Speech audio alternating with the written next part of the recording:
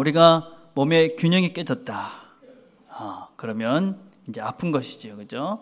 이렇게 쉬는 것과 일하는 것, 뭐 또 이렇게 먹는 것, 이런 모든 것에서 이렇게 균형이 깨지면 우리는 문제가 발생을 합니다. 이런 균형이 살면서 참 중요하다, 그런 생각을 참 많이 합니다. 특별히 어떤 신앙생활을 하는 데 있어서 이제 너에 대한 관심과 또 나에 대한 관심, 이것에 대한 밸런스, 이 균형이 참 중요한 것 같습니다. 어떤 나에 대한 관심만 이렇게 집중되어져 있으면 그것을 우리는 사람들이 이기적인 사람이다, 그렇게 이야기합니다. 그렇지만 또 이 자기에 대한 것들을 잘 모른 채 남에 대한 관심만 너무 많은 그런 사람들은 또 주제 넘은 자가 된다, 그렇게 이야기를 합니다. 그래서 우리는 이 나에 대한 관심과 이 너에 대한 관심, 이것에 대한 균형이 잘 이루어져 가야지만이 우리가 관계에 있어서 또 세상을 살아가는 데 있어서도 참으로 문제가 없이 잘 살아갈 수 있는 것 같습니다.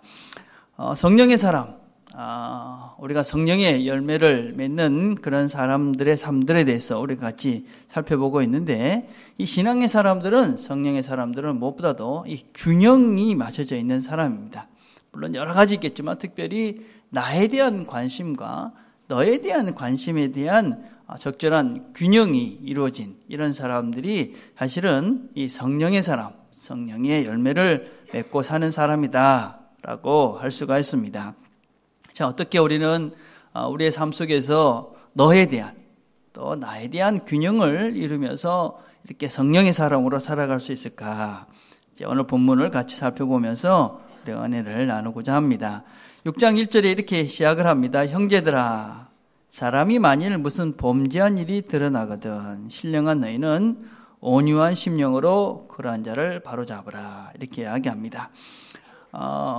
갈라디아서는 우리가 시작할 때부터 이것은 갈라디아 성도들에게 하신 말씀입니다. 갈라디아 교회에 다니는 사람들에게 한 말이죠. 그러니까 그리스도인들에게 한 말입니다. 자, 그래서 이 그리스도인들, 특별히 형제들이라고 부르는, 바울이 형제들이라 부르는 이 사람들, 초대교회의 이 사람들은 신앙이 아주 좋았던 사람들이지 않습니까? 자기의 모든 것들을 포기하고 예수를 따르던 그런 공동체가 바로 초대교회 이런 사람들이었는데, 그런 사람들 중에도 범죄한 일이 있다, 죄를 짓는다, 그런 것입니다. 그래서 모든 사람들, 아무리 신앙이 좋은 공동체에도 그렇게 죄를 어떤 면에서는 범죄하는 일이 생길 수 있다, 그렇게 이야기합니다. 자, 그렇게 죄를 지었을 때, 교회 공동체 내에서 죄를 지었을 때 그런 사람들을 어떻게 우리가 도와야 되는가 하는 것입니다. 그런 사람들, 죄를 지어서 어떤 면에서는 많은 사람들에게 문제가 될 수도 있는 그런 사람들을 어떻게 우리가 회복시켜 줄 것인가 하는 것입니다. 그리고 그런 것들을 성령의 사람들은 회복시켜 주는 자가 되어야 된다 하는 말씀입니다. 자, 우리가 한번 생각을 해봅시다. 우리 주변의 사람들이 죄를 지었습니다. 내가 아는 사람들이 죄를 지은 것입니다. 그럴 때 어떻게 하십니까? 마가복음 2장 17절에는 이렇게 말합니다. 예수께서 들으시고 그들에게 이르시되 건강한 자에게는 의사가 쓸데없고 병든 자에게야 쓸데있느니라. 나는 의인을 부르러 온 것이 아니요 죄인을 부르러 왔노라. 주님께서는 이 죄를 지은 사람들, 이런 사람들을 아픈 사람이다, 이렇게 표현을 합니다. 주님께서 오신 이유는 건강한 사람, 의인을 위해서 온 것이 아니라 죄인, 아픈 사람들을 위해서 오셨다, 그렇게 말씀합니다. 죄 지은 사람을 볼 때 우리가 어떻게 그 사람을 바라보아야 하는가 하는 우리의 자세를 말씀해 줍니다. 몸이 아픕니다. 몸이 아프면 어떻게 하십니까? 병원에 갑니다. 치료를 받죠. 그렇죠? 마음이 아픕니다. 어떻게 합니까? 상담을 받거나 누구의 위로를 받습니다. 우리의 영혼이 아픕니다. 우리 영혼. 영혼이 아프면 어떻게 해야 됩니까? 영혼의 치료자 되시는 예수님께 나가는 것입니다. 여러분, 죄는 무엇이냐? 죄는 바로 이 영혼이 병든 것이죠. 영혼이 아픈 것이죠. 그렇죠? 예. 그래서 영혼이 아프면 이 영혼을 치료할 수 있는 분한테 가야 되는 것이죠. 그게 누굽니까? 예수님이십니다. 예. 우리가 몸이 아프면 그렇죠? 그 사람을 참 불쌍하게 생각을 합니다. 몸 아픈 사람 참 아프구나, 참 안 됐다. 또 마음에 이런 상처가 있는 사람들을 봐도 우리가 참 저 사람 상처가 있구나 이렇게 봅니다. 마찬가지로 우리가 죄를 짓는 사람 보면 어떻게 되느냐? 이 사람이 영혼이 아프구나 이렇게 생각을 해야 된다는 거죠. 영혼이 아픈 것이죠. 그래서 이 영혼을 치료할 수 있는, 우리가 아픈 사람이 있으면 병원에 데리고 가서 그 병을 치료하듯이 우리의 영혼이, 그러니까 우리의 죄를 짓는 건 영혼이 아픈 것인데 그 영혼을 고칠 수 있는 그 분한테 우리가 이 사람을 데리고 가야 되는 것이죠. 그렇죠? 자, 그런데 이 영혼의 치료자는 누구십니까? 예수님입니다. 예수님. 예. 자, 그런데 우리는 또 누구냐? 우리는 예수님의 영이신 성령을 소유하고 사는 사람입니다. 성령은 다른 것이 아닙니다. 여러분, 성령은 예수님의 영이죠. 예수님의 영. 그럼 예수님의 영이 우리 안에 있다. 그럼 우리는 예수님과 함께 사는 것입니다. 그럼 우리는 이 영혼의 병이든 이 죄를 짓고 있는 이 사람들을 도와서 그 죄의 문제, 영혼의 문제를 해결해 줄 수 있는 사람들이 바로 우리 성령님을 마음에 모시고 사는 우리들이다 할 수 있는 것입니다. 그래서 우리는 그냥 뭐 예수님을 모시고 산다, 성령의 사람이다, 그런 차원으로 끝나서는 안 된다는 것입니다. 우리는 예수님의 영이신 성령을 우리 안에 모시고 살기 때문에 이 죄, 영혼에 아픈 사람, 영혼이 아픈 그 사람들을 보면서 그냥 다른 사람들처럼 그냥 저 사람 죄인이야 이렇게 넘어갈 것이 아니라 그 아픔을 보고 그 고통을 보고 그 고통을 치유해 줘야지만 되는 사람들이 바로 우리라는 것입니다. 그리스도인들 중에도 이 죄를 짓는 사람들을 보면 이렇게 좀 잘못 오해하는 사람이 있습니다. 어떤 사람들은 누가 죄를 졌습니다. 그러면 무시해버립니다. 그냥 무관심한 것이죠. 그럼 니는 죄 졌으니까 그건 네 문제야, 이런 사람이 있고, 어떤 사람은 죄를 지면 비난하거나 정죄합니다. 저게 어떻게 저를 죄를 짓는가. 이건 잘못된 태도인 것이죠. 어떻게 해야 됩니까? 그 사람을 이해하려고 노력해야 되고, 그 사람을 회복시키고 그 사람들을 치료하려고 애쓰는 자들이 바로 우리 성령님을 마음에 모시고 사는 성령의 사람들이 죄인들을, 이 죄로 인해서 고통 가운데 있는, 죄로 인해서 아픔 가운데 있는 사람들을 볼 때에 우리의 태도다라고 할 수 있습니다. 그런데 우리가 이 사람들을 어떻게 도와야 됩니까? 어떻게 도와야 되느냐? 성경을 보니까 온유로 도와야 한다, 그렇게 이야기합니다. 우리가 성령의 사람들은 그런 사람들을 온유함으로 돕는 것입니다. 온유함으로 그 사람들을 회복시켜 갈 수 있는 것입니다. 그 사람들을 정죄하거나 비난하거나 그 사람들을 무시해서 되는 것이 아니라 우리가 그 사람들을 온유함으로, 그죠? 대해서 그 사람들을 회복시키는 것입니다. 온유함을 우리가 같이 살펴보았죠. 그죠? 온유함이 무엇이었습니까? 온유함이라는 것은 낮아지는 것이라고 그랬습니다. 온유함이라는 것은 스스로 구부러지는 것이라고 그랬습니다. 그래서 우리가 다른 죄 있는 사람을 보면 어떻게 되느냐? 내가 그 사람보다 더 낮아지고 그 사람보다 더 겸손해지고 그 사람에게 더 구부러져서 아주 낮은 자세로 그 사람을 섬기면서 그 사람의 죄의 문제를 해결해 줄 수 있다 하는 것입니다. 예수님께서 우리를 어떻게 우리의 죄의 문제를 해결해 주셨습니까? 우리를 벌하거나 우리를 비난하거나 우리를 정죄하거나 그렇게 하지 않으셨죠. 주님께서는 이 땅에 오셔서 인간의 몸을 입고 오셔서 우리보다 더 낮아지셔서 우리를 위해서 죽으심으로 우리의 모든 죄의 문제를 해결해 주셨습니다. 마찬가지입니다. 우리도 다른 사람들을 어떻게 우리가 이 죄의 문제를 해결해 줄 수 있냐? 우리가 낮아질 수 있는 만큼 낮아짐으로 그 사람을 섬김으로 그 사람의 문제를, 그 사람의 죄의 문제를 해결해 갈 수 있다 하는 것입니다. 그래서 우리 마음속에 혹시라도 어떤 누가 죄의 문제를 댔습니다. 만약에 그 사람의 죄의 문제를 보고 그 사람을 뭔가 이렇게 고쳐줘야 되겠다. 어떻게 저럴 수가 있어. 만약에 그런 마음이 있다면, 그죠? 그런 마음이 있다면 아직까지 그 사람을 도울 수 있는 상태가 아닌 것이죠. 어떤 때는 참 실망스럽다. 저 사람이 어떻게 저럴 수가 있어. 그것도 아직까지 아닌 것이죠. 누가 어떤 사람이 이 죄를 지은 사람을 도울 수 있느냐. 그런 이유가 있을 수 있겠구나. 그렇게 그 사람을 이해하려는 마음. 하나님께서 우리를 예수님께서 이 땅에 내려오신 이 인간의 이 죄성을 이해하고 이 땅에 내려오셔서 당신이 친히 그 모습이 되신 것처럼 우리도 그 사람의 그 마음을 이해하고, 그죠? 그 마음으로 내가 그 사람을 볼 수 있는 그때 우리는 그 사람을, 그죠? 그 죄의 자리에서 옮겨서 다시 회복시킬 수 있는 것입니다. 다시 자기 자리로 올라갈 수 있는 것이지요. 여러분, 이 죄를 짓는다는 것은 정말 아픈 일입니다, 여러분. 우리 부모님들이 아이들이 울면 어떻게 하냐면 울지 말라고 때립니다. 여러분, 그거는 울라는 것입니까? 울지 말라는 것입니까? 이런 실수들을 우리가 이 죄의 문제에서도 할 수 있다는 것입니다. 여러분, 우리 정상적인 사람들은 죄를 지면 아픕니다. 그렇죠. 여러분, 죄를 졌는데도 안 아프다. 이게 정말 큰 문제가 있는 것입니다. 우리가 어떤 죄를 잘못하고 어떤 거짓말을 하고 내 자신을 속이고, 그죠. 여러분, 우리가 좀 완고해져서 내가 어떤 잘못을 해도 모르는 분들이 많습니다. 자기 속 사람을 잘 못 봐서, 그죠. 자기 거짓말을 하면서도 거짓말을 했다고 생각 안 하는 그런 경향들도 있는 것 같아요. 근데 우리가 우리 자신을 잘 보면 내가 나를 압니다. 그리고 나를 잘 보면 내가 죄를 짓다는 것을 알게 되면 사실은 아파하죠. 그죠?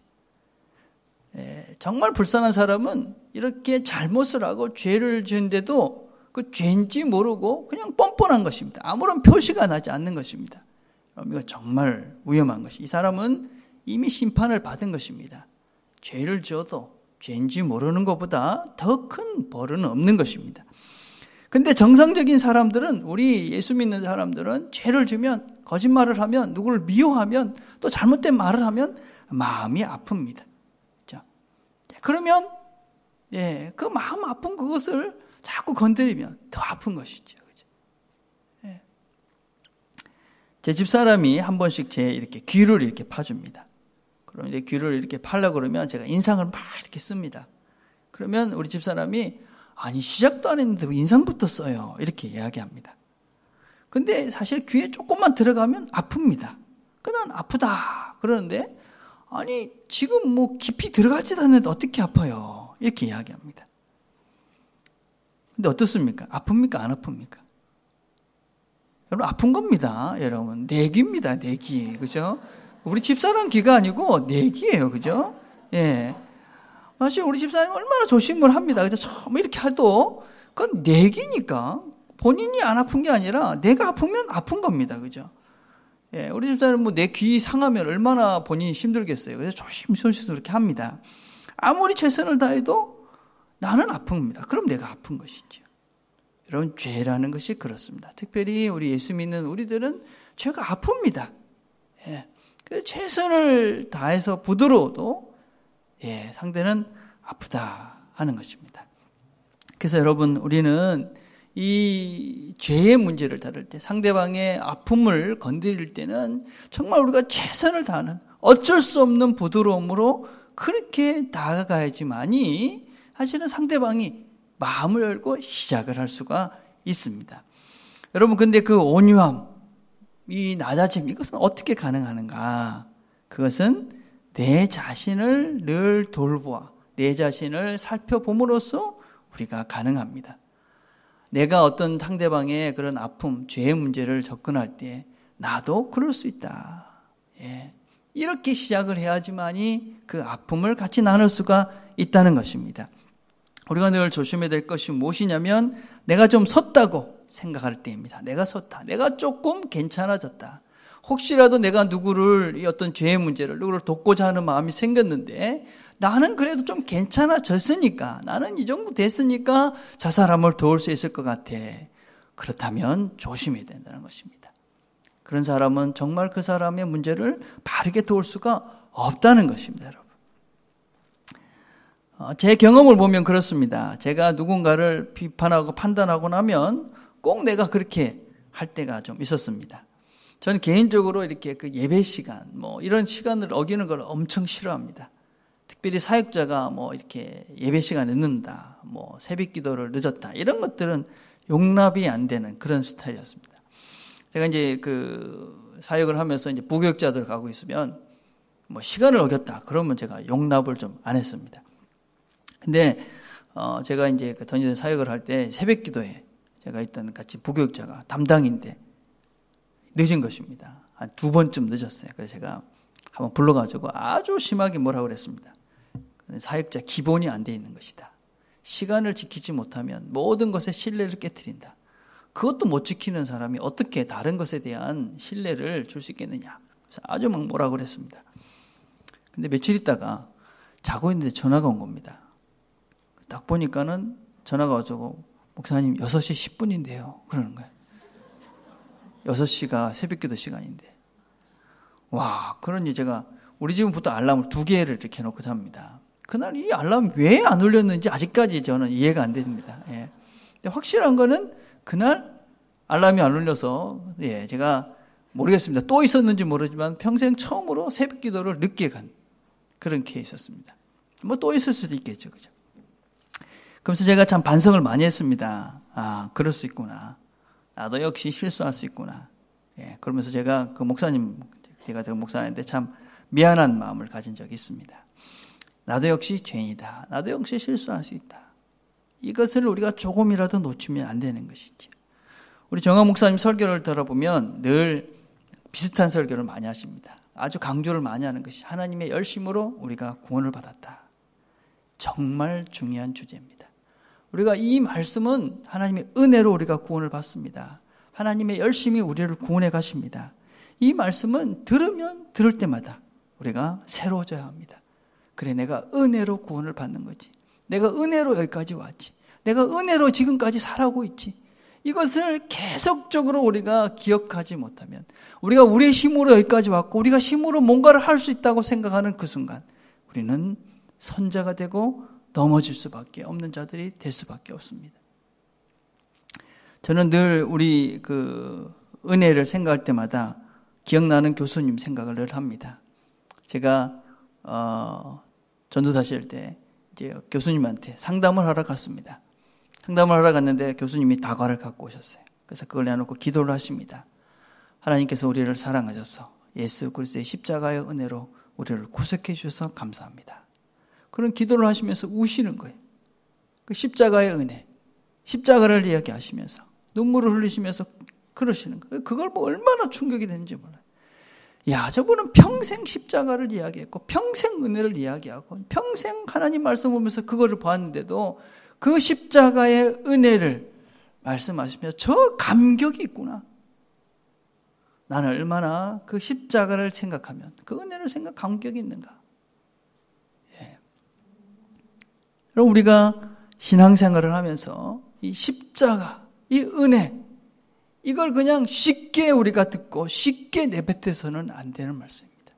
우리가 십자가를 이야기할 때 은혜를 생각하면 그 하나님의 은혜가 얼마나 소중하고 귀중한 것인가 하는 것을 우리가 마음속에 그죠? 정말 감동으로 감격으로 그래서 그것을 들을 때마다 우리 마음이 정말 그렇지 하나님의 은혜로 내가 여기까지 왔지. 내가 은혜로 여기까지 서 있지. 그렇죠? 내가 은혜로 내가 이렇게 구원을 받았지. 그것이 마음속에 감동으로 늘 새로워질 수 있어야만 하는 것이죠.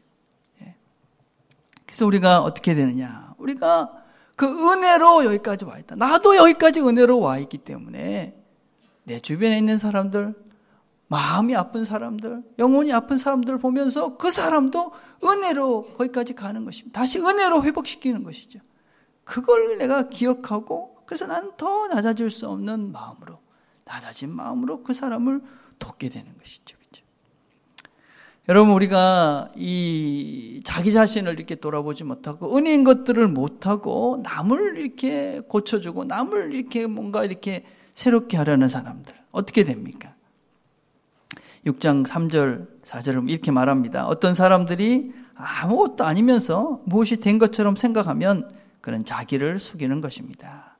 각 사람은 자기 행실을 살펴보십시오. 그러면 자기에게는 자랑거리가 있더라도 남에게까지 자랑할 것은 없습니다. 예. 여러분, 우리가 뭔가 이제 자랑하려 합니다. 예. 특별히 신앙생활을 한번 생각을 해봅시다. 신앙생활을 하면서 뭔가 내가 그래도 좀 괜찮은 것 같아. 왜 자랑합니까? 특별하다고 생각하니까, 그죠?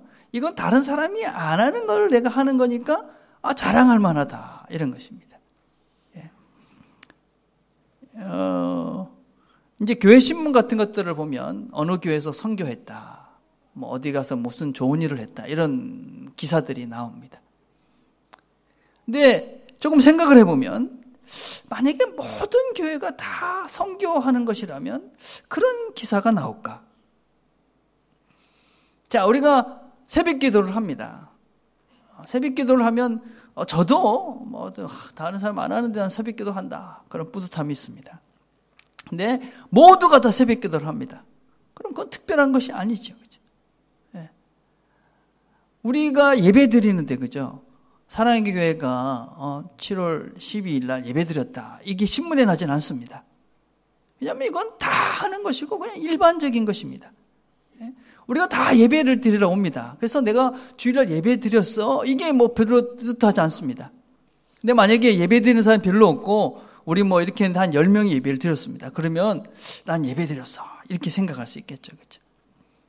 우리가 기도를, 그죠, 다 열심히 합니다. 그러면 기도하는 것이 특별한 것이 아닙니다, 그죠? 예. 찬송을 다 열심히 합니다. 그럼 그 특별한 거 자랑거리가 안 됩니다. 무슨 얘기를 제가 하는 것입니까?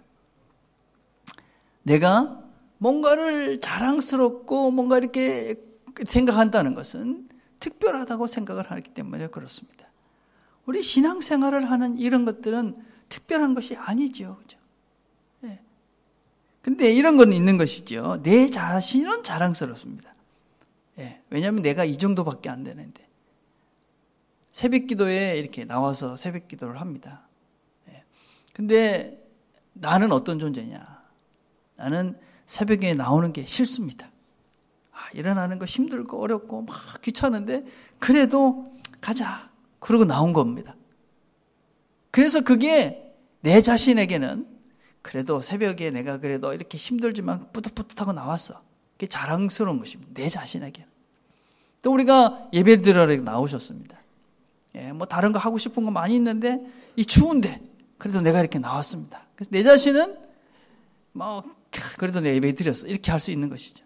근데 속은 어떻습니까? 이 추운데 갈까 말까, 그러다가 그래도 뭐 재미는 있으니까 가자, 그러고 왔지 않습니까? 그래서 내 자신한테는 내가 그래도 그거 이기고 왔으니까 자랑스럽습니다. 그렇지만 다른 사람에게는 그게 안 되는 것이죠. 왜냐하면 뭐 이거 다 하는 것이니까, 특별한 것이 아니니까, 그렇죠? 예. 그래서 우리는 어때야 됩니까? 우리는 내 자신을 돌보고 내 자신이 어떤 존재를 보고, 그렇죠? 그래서 내 자신이 어쩔 수밖에 없는, 나도 저 사람과 별 다름이 없는 똑같은 존재다. 나도 저런 죄를 지을 수 있는 존재다. 나도 저렇게 완악해질 수 있는 존재다. 이거를 명심하고 내가 더 낮아지고 더 겸손해지고 더 구부러져야지만이 다른 이의 어떤 잘못을, 그 죄악들을 우리가 회복시키는 일을 도울 수가 있다 하는 것입니다. 또 우리가 어떻게 다른 이가 잘못했을 때 그런 실수들, 죄를 회복함을 도울 수 있느냐? 갈라디아 6장 2절에 보니까 너희가 짐을 서로 지라, 그리하여 그리스도의 법을 성취하라, 그렇게 말합니다. 또 6장 5절에는 각각 자기의 짐을 지라. 예. 여러분 2절에서 서로의 짐을 지라 이렇게 이야기합니다. 서로를 위해서 짐을 나눠지라 하는 것입니다. 여러분 이 짐을 지라는 것은 그냥 뭐 힘든 것 나눠 가자 이 정도가 아니라는 것이죠, 그죠? 그 사람이 죄로 인해서 생겼던 그런 문제들, 내가 저 사람을 정말 회복시켜주기를 원한다. 그러면 그 사람이 죄로 인해서 만들어진 그 짐을, 그 문제를 같이 나눠질 수 있어야 된다 하는 것입니다, 그죠? 예. 다른 사람이 죄를 지적하는 것이 아니라, 그죠? 그 아픔을, 그 고통을 나도 동일하게 그 문제를 같이 지고 가라 하는 것입니다. 우리가 교회로 모입니다. 그죠? 우리가 이렇게 공동체로 모이는 이유가 있습니다. 그거는 나누기 위해서 있는 것입니다. 많은 것을 나눠야 됩니다, 여러분. 근데 정말 우리가 나눠야 될 것은 이 죄의 짐을 나누는 일을 하셔야만 합니다. 이게 참 어려운 것입니다. 그죠? 어렵죠. 내 부끄러운 모습이고 내 연약한 모습을 드러내는 것이기 때문에 그렇습니다. 우리가 소그룹으로 성경 공부를 하고 또 소그룹으로 또 어떤 구역 모임들을 합니다. 왜 그러냐면요. 사실은 나누기 위해서입니다. 그죠? 마음을 나누고 짐을 나누는 연습과 훈련을 하는 것입니다. 사실 이거는 안 해보면 모릅니다. 우리 모두는 다 짐이 있습니다. 다 무겁습니다. 근데 그걸 나눠보지 않았기 때문에, 내가 먼저 내어놓아보지 않았기 때문에 그걸 나눌 때의 어떤 그런 그 편안함과 나눌 때 누리는 그런 풍성함들을 모르는 것입니다. 혼자서 끙끙끙끙 앓고 그냥 혼자서 그냥 어떤 면에서는 그죠? 헤매고 있는 것이죠. 그죠? 우리가 여러 성경 공부 모임을 하고 있습니다. 이 성경 공부 모임은 크게 두 가지입니다. 여러분, 배움과 나눔입니다. 배우셔야 됩니다, 여러분들이. 어떤 것이 성경적 원리인가? 동시에 또 나누는 것입니다. 근데 우리가 어떻게 나눌 수 있느냐? 저 사람은 마음을 안 여는 것 같아. 그러면 이유가 한 가지겠죠. 내가 먼저 마음을 열지 않기 때문에 그렇죠. 그죠? 내가 먼저 짐을 나눠야 됩니다. 내가 먼저 나누면 되는 것이죠. 그죠? 여러분, 왜 짐을 나누지라고 말씀합니까? 너희 짐을 서로 지라. 그리하여 그리스도의 법을 성취하라. 여러분, 이 짐을 나눠지는 것, 이것이 그리스도의 법을 성취하는 것이라고 이야기합니다. 그리스도의 법이 무엇입니까? 요한복음 13장 34절 이렇게 말합니다. 새 계명을 너에게 주노니 서로 사랑하라. 여러분, 이렇게 나누는 것이 바로 사랑하는 것입니다. 이게 주님의 계명을 지키는 것입니다. 다른 것이 우리가 이 하나님의 말씀을 지키며 사는 것이 아닙니다. 나누는 것, 내 문제를 놓고 또 다른 사람의 문제를 함께 짊어지고 살아가는 것, 이게 바로 사랑이라는 것이고, 이게 바로 주님의 말씀을 지키는 것이고, 이게 성령의 사람들이 살아가는 방법이라는 것입니다. 여러분, 근데 그렇게 그 사랑을 나누면서 짐을 나눠지고 가면 어떻게 되느냐? 군대에 가면 이 봉체조라는 것이 있습니다. 봉체조. 여러분 아시죠? 그죠? 보시죠. 이만한 이렇게 통나무를 이제 뭐 열 몇 명이 이렇게 들고 뭐 이렇게 영차 이러면서 이렇게 왔다 갔다 하는 것입니다. 키 큰 사람이 유리하다. 키 작은 사람이 유리하다. 뭐 이런 여러 가지 설이 있습니다. 근데 누구도 유리한 것은 아니고 열심히 하는 사람이 유리한 것입니다. 근데 어떤 사람들은 봉체조를 하다 보면 요령만 피우는 사람이 있습니다. 손만 왔다 갔다 이렇게 하는 사람. 표시가 나지 않습니다. 근데 어떻게 될까요? 시간이 지나고 나면 열심히 한 사람은 건강해집니다. 안 한 사람은 시간만 죽인 것이죠. 시간만 죽인 것. 그렇게 끝나고 나도 이 사람은 아무런 그냥 시간만 왔다 갔다 한 것이죠. 그래서 열심히 한 사람은 건강해지는 것입니다. 근육이 생기는 것이죠. 여러분, 공동체도 마찬가지입니다. 우리 공동체에 문제가 생깁니다. 이 문제를 우리가 서로 힘들지만 나눠주고 같이 지고 열심히 살면 어떻게 되느냐? 건강해집니다. 관계가 건강해지는 것이죠. 어떤 문제가 터졌을 때 그냥 얼굴이나 슬쩍 보이고 흐지부지 하는 사람이 있습니다. 그러나 정말 열심히 하는 사람이 있습니다. 어떻게 됩니까? 그 사람이 나와, 우리와 건강해지는 것입니다. 한 가족이 되어지는 것이죠. 그렇죠? 어떤 사람이 건강한 사람입니까? 내 짐도 제대로 지지 못해서 막 맨날 허적대는 사람이 있습니다. 그러나 남의 짐까지 같이 지고 갈 수 있는 그런 건강한 사람이 있습니다. 이런 사람들이 더 건강해집니다. 그냥 자기 짐도 그냥 맨날 다른 사람한테 맡기고, 그죠? 이렇게 사는 사람, 건강해질 수가 없는 것이죠. 그죠? 문제가 생기면 그냥 피해버리고, 저 사람한테 넘겨버리고, 이 사람한테 넘겨버리고, 그리고 그냥 뭐 모양이나 내려고 그러고, 안 건강합니다. 관계도 안 건강하고, 영혼도 안 건강해지고, 내 인생도 안 건강하고. 그렇지만, 내가 다른 사람의 몫까지도 내가 함께 지고 가겠다. 그런 이런 사람이 건강해지는 것이죠. 모든 것이 건강해지는 것입니다. 그래서 나눌 때, 우리가 함께 짐을 가고 갈 때, 우리 공동체에 어떤 짐을 우리가 하나님이 주셨는데 그 짐을 우리가 함께 힘을 모아서 그것을 같이 지고 갈 때 우리 모두가 건강해지는 것이지. 그래서 문제가 우리 앞에 놓일 수 있습니다. 그럼 그 문제를 우리의 문제로 생각하고 내가 그 짐을 함께 지고 가겠다. 그런 사람들이 건강한 신앙인으로 건강한 삶을, 건강한 관계를 만들면서 살아갈 수 있는 것이지요. 또 성경은 우리에게 각자의 짐이 있다. 그렇게 얘기합니다. 각각이 져야 될 짐이 있습니다. 나의 짐이 있는 것입니다. 주님께서도 뭐라고 말씀하셨냐면 자기의 십자가를 지고 나를 쫓으라. 그렇게 말씀합니다. 누구도 대신할 수 없는 나의 짐이 있습니다. 우리 부모님들이 좀 안타까운 것이 무엇이냐면 너무 자녀들의 짐을 다 지고 가시려고 애쓰시는 것 같아요. 근데 그게 되지도 않을 뿐더러 안 되죠, 그죠? 그 인생은 그 사람이 사는 겁니다, 그죠? 아무리 내가 대신 지고 가고 싶어도 안 되는 것이지. 부모님의 문제가 있을 수 있습니다. 내가 아무리 하려고 해도 안 되는 것이죠. 형제의 문제가 있습니다. 아무리 하려도 안 되는 것이죠.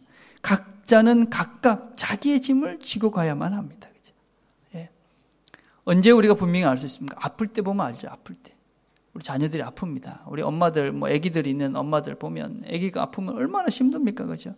어떻게 합니까? 어떻게 할 수가 없습니다. 그죠? 본인이 우리 각 개인들이 지고 가야 할 짐이 있는 거예요. 여러분, 근데 우리는 우리 짐들을 우리 스스로가 지고 가려고 애를 쓰셔야 됩니다. 내 짐이 있는 것인데 그거를 저 사람에게 밀리면 안 되는 것이죠. 내 각자는 자기가 지고 가야 될 그 짐의 분량이 또 있는 것입니다.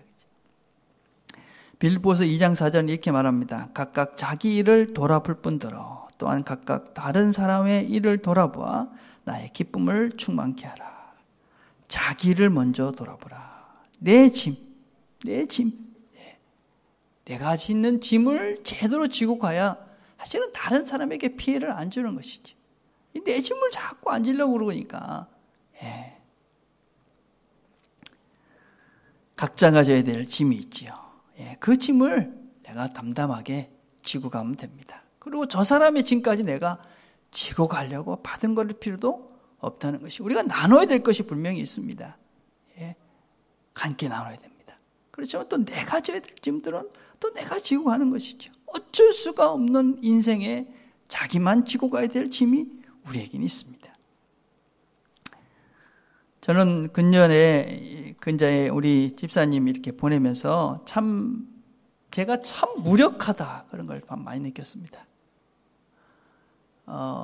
목사로서 참 설교할 때는 뭔가 이렇게 또 목사인데 이런 것들이 있었는데 막상 어떤 그렇게 그 아픔의 진전이 또 어떻게 그것이 이렇게 진행되는 과정 속에서 내가 아무것도 할 수 없다는 것이 너무나 이게 도대체 뭔가 나는 도대체 목사가 뭔가 내가 저분을 사랑하는 것이 도대체 뭔가 그런 마음이 정말 힘들고 어려웠던 순간들이 있었습니다.